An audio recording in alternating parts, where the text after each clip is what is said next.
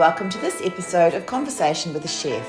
I'm Jo Ritty and I love sharing with you the conversations I get to have with talented and passionate chefs. It's the backstory, if you will, to the food they're putting up. I begin today by acknowledging the Wurundjeri people of the Kulin Nation, traditional custodians of the lands and airwaves of Naarm where this conversation was recorded. Land which was never ceded, land where communities came together to eat seasonally, locally and without exhausting resources. I pay my respects to their elders past and present and to any First Nations people listening today. I sat down with brothers, co-owners and chefs Parmjit Singh Ahuja and Gurpreet Singh to talk about their restaurant Divine Darbar. They made me a delicious chai and talked about growing up in New Delhi and how food was a central part of their family, but they'd never intended to become chefs. Parmjit has a bachelor's degree in psychology and Gurpreet has a master's in IT. While studying, they had part-time jobs in kitchens and they felt so drawn to hospitality in such an overwhelming way that they embraced it wholeheartedly, opening Divine Darbar in December last year. They want to share the food they grew up with and are passionate about creating a whole experience for diners. Parmjit and Gurpreet were nervous about talking to me, but they had so many great things to say, and this was a lovely conversation. Parmjit Singh Ahuja, so that's my full name, or you can call me Param. Param? Yeah, Gurpreet Singh. Okay, lovely. Well, nice to meet you, and thank you for my tea. I do like the tea. So tell me, how long has Divine Darbar been here? How long have you been open? December. We opened just a week before Christmas. Oh, wow. Okay. Yeah, So quite new. Quite new, yeah. So this was just an idea that we came up with. Well, we've been working for other people for a really long time, and we just thought that no, we got to do something of our own, like put our brand name out there. And that's when the Divine Darbar came about. Yeah. And so are you friends? Did you... Yeah, we're brother. Oh, you're brothers? Yeah. Oh, okay. Wow. You look quite different. Great. All right. And I read on the website that the food is to do with nostalgia and it'll take you on a culinary journey. So can you just tell me a little bit about what that means? Sure. So see, when you think about food, like Indian food, we used to think of what we used to have back home, like our mother's cooking, or when we went out with friends and family, and all those great times come in mind. So that's what we wanted to embark over here as well. Once you come in, you look okay. This doesn't look like a modern Indian restaurant, but once you get that aroma come in, and once you taste our food, like with one bite, we can actually tell that the customer loved it. Yeah. That's how we know. Yeah. That this is something that we've done something right over here, and it just takes you back home, like exactly what you used to have with your mom cooking up the food. Yeah. Oh, it's amazing. And here, like, I have been many restaurants here, and when I came here, like, I went many restaurants, they provide like really sweet the food here. Like, Indian didn't mean to be sweet. Yeah. So yeah, then we started putting our experience in the food and just make a total authentic Indian food. Yeah. And where are you from in India? New Delhi. New Delhi. Oh, yeah. I've been there. Have you? Yeah. Oh, when I went a long time ago. I went in 2015. And I went around Rajasthan. So flew into Chennai and then went to Mumbai and then around Rajasthan and then, yeah. So just when you were in when you came out to visiting Delhi, that's when I came here. Oh, in 2015. wow. Is that right? Yeah. And what brought you here? So we came here. We came here just to pursue our education. See, cookery or becoming a chef was something that was not something that we thought about. Yeah. It was something that just once you know something. That's what happened. So once we came here, we were just looking forward to part-time jobs, and now we started working in a kitchen. Once I don't know. It's like an adrenaline rush that you get once you're in the kitchen, and then it just gets you. And then like for example, if it's like a really busy night, we don't even know where the time flies most of the time. That's great. And what did you think you would? What did you come out here to study? Psychology. Oh, wow! I'm done master in IT. Yeah. Okay. Yeah. So I've got a bachelor's in psychological science. He's got a master's in information technology. Well, so you finished your studies. And then alongside, we just thought that this is something that this kind of nice as well. So we started. We've done our diploma in hospitality as well at the same time.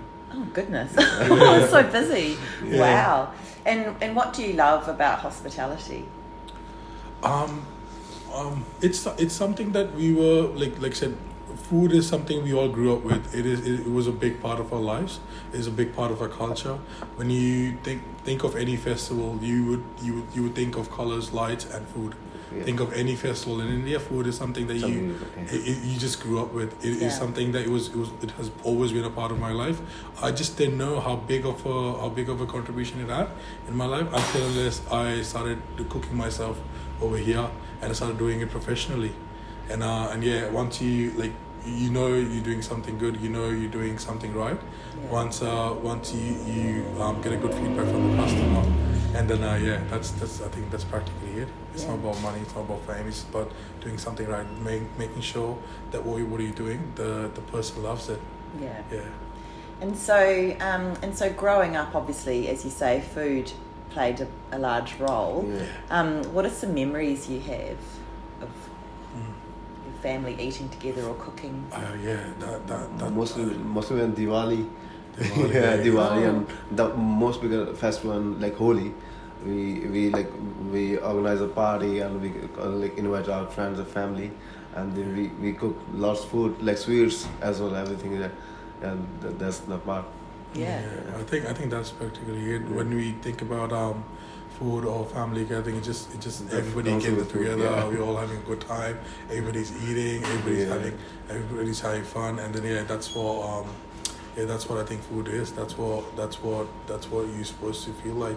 Whenever when we were about to finish, most of our friends, they come at the end of our shift, so we all get together, we have dinner, and then it makes it feel right. Yeah, so nice. And do you have any? Are you cooking any specialties from your family, like things that you grew up with? Yeah, I think for me it would be butter chicken and dal. So that is New Delhi food. Butter chicken you can get anywhere, but there are a few places that are great. So that's what we came across with, making food that was great. That's authentic Indian, like what you can get in the streets of New Delhi. That's what. And then a dal. We cook for over 35 or 40 hours. Yeah, 35 to 40 hours. Oh wow! Yeah, it's a 2-day process. Yeah. Just for the dal. And what pulse are you using in that? What is it? Like a lentil or a pea? Or? No, it's a mixture of Six, seven dals. dals, yeah. Oh. Yeah. So it's not just one single one. It's a mixture of 6-7 ones. Yeah. And we of course we use ghee, oil. Oh yeah. And we cook it in butter as well. Yeah. Yeah. That's so what our mums used to do it as well when we were back. So she used to start cooking early in the morning, and that's when we know that's when we know this is what's being cooked, and she used to start prepping during the day for us. Yeah. Did you cook when you were at home? In India? Yeah. Just for fondness, just like what we used to help our mothers out in the kitchen. That's all. Yeah. It's a little bit though, not nothing, not Like much. yeah. Oh, like I said, this wasn't planned. This was an amazing surprise. You can say that. And what makes the butter chicken that you do? What makes it different to other people's butter chicken?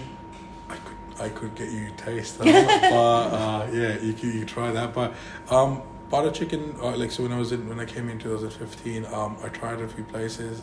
It was mostly sweet. Sweets, yeah. Yeah. It was mostly sweet. I just Still most of the restaurants they provide like serving sweet butter chicken, but it's not meant to be sweet. It should be like a little bit spicy and sweet, yeah, spicy, tangy at the same time. Yeah. Butter chicken, yeah. Plus, that's what basically it. So, like I said, we remember the taste, what we had back home.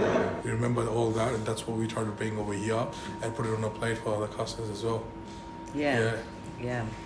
And when diners come in here, what's the best experience they can have? So do they eat their way through the menu? Do they share? Like what's the ideal dining experience? It's practically heritage on a plate. So what we do is they come in, they usually ask what's good because it's a new restaurant. We tell them we can say everything's good, but we usually say try this. If you don't like it, don't pay us. Oh Yeah. Honestly, we said that to everyone. Yeah, if you don't like it, then you don't have to pay for the meal. That's all. I've said that, and we've got mostly positive response from everybody. Once, like I said, we usually stand over there and look at the customers' faces. Yeah. And like I said, one bite they feel like nice. Yeah, that's good, great. That's what it is. They can come in, they can have a share. I think Indian food is meant to be shared. You're not supposed to order for yourself. Come in, order a few things, put it on a plate, have it like a family get together type of thing. Yeah. Yeah. So you've got some starters. We do have a few starters. So we've got all kinds of chaats. So you got your basic pani puri, you got your aloo tikki chaat, samosas, papadums. We got those, and then we got a special Darbari chaat basket. Yeah, that's our signature chaat basket. Yeah. So it's called a Darbari chaat basket. The basket itself is edible. Oh. Yeah, so it's made out of potatoes. Wow. And it's one of our biggest sellers over here. Yeah. Is that your own idea? It was, it is our own idea. Yeah. So it did originate from India. It's from the streets of Lucknow. So that's where the original basket came from. So people used to come in, they used to order that, and they're like, "Oh, that's great. We could bring that taste to Melbourne as well." Yeah. So that's where the Darbari chaat basket came from. Great idea. Yeah. And then And then inside the basket. Yeah, we put a inside a basket we put a fresh papri, and top of is the white peas and sauces and some salads on. Onion sauce, tomato sauce, and all that. Yogurt, So that's practically, and it's a huge portion as well. Easily good enough for two people. Oh, okay. Wow. Yeah. And It's then, meant to be shared, yeah. Yeah. And then you've got butter chicken, and what other mains have you got? So other than mains, we've got our mutton as well, which is like, so we buy our own meat. So I go to the butcher shop, he goes to the butcher shop every other day, and we make sure that the meat is fresh. The mince is in a good amount. Main thing is size of the meat. The size of the meat it was a very crucial thing for us when we started. We were like, okay, we don't want to rip people off. If they're paying for something, they should get the quality and the quantity at the same time.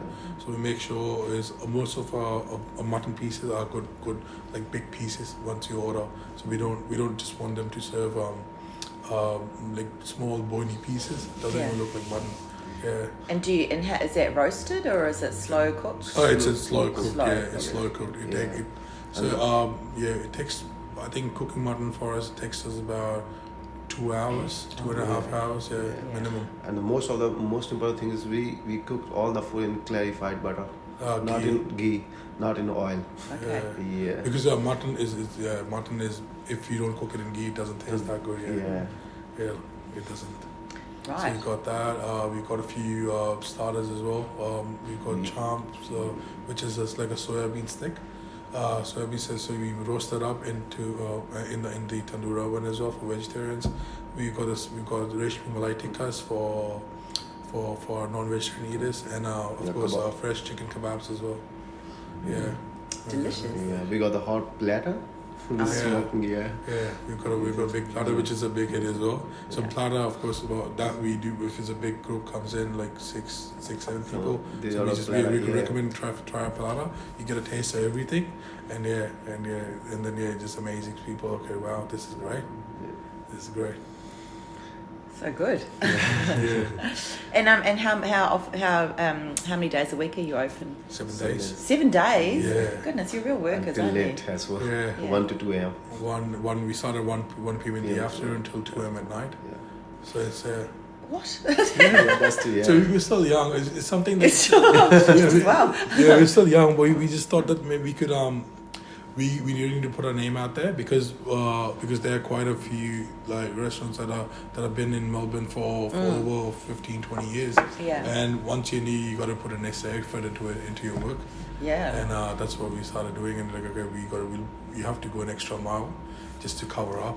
Yeah. And are you busy? Is it busy Yeah. every day until 2 a.m.? No, see, what happens is we're new.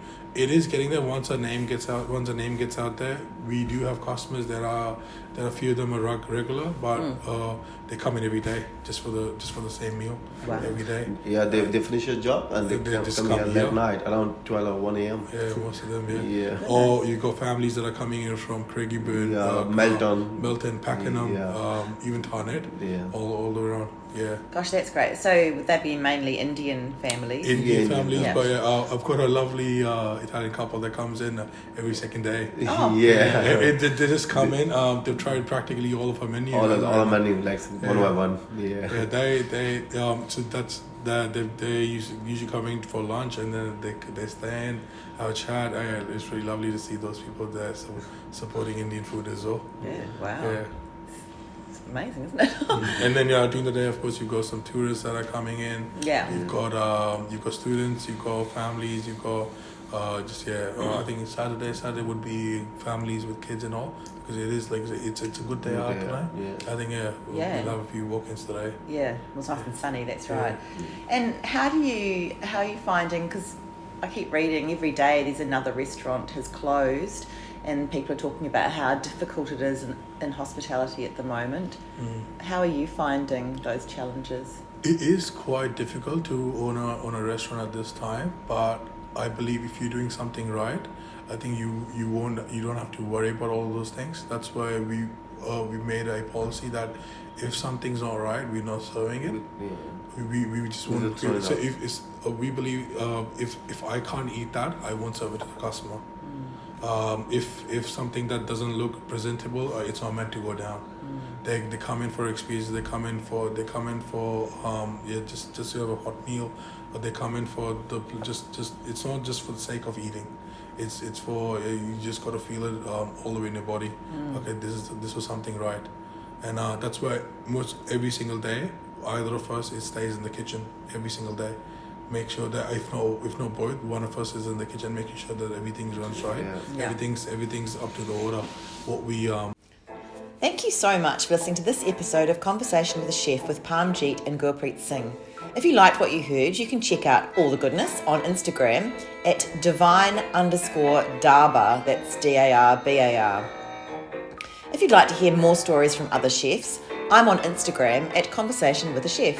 You can read the chat and become a subscriber at www.conversationwithachef.com, and of course you can follow me on Apple and Spotify podcasts. I'd love it if you told a friend about my chats, because that's still the best way to get the stories out there. Once again, thanks so much for listening. Have a great day and bon appétit.